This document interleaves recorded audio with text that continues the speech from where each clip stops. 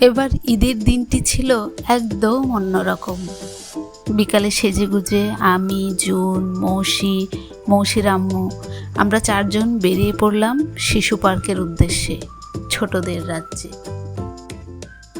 সবার মুখে ছিল খুশির ঝিলিক। জুন আর মৌসির আনন্দ দেখে আমার মনেও গুনগুন করে বাজতে লাগলো শৈশবের সুর। ক্যামেরার পেছনে ছিল মৌসির আম্মু। তার চোখেও ধরা পড়েছে প্রতিটি হাসি, প্রতিটি ভালো লাগা, আমাদের চুপিসারে গড়ে তোলা গল্প গাথা। জুন উঠল দোলনায়, তার খিলখিল হাসি হাওয়ায় ভেসে গেল। মৌসি চড়ল ঘোড়ার পিঠে, কখনো রাজকন্যা কখনো সাবলী। আর আমি মৌসিকে কোলে নিয়েই দোলনায় চেপে বসলাম। এই ছোট্ট সফর, ছোট্ট আনন্দ আমাদের মনে থাকবে অনেক দিন, ঈদের মতোই রঙিন।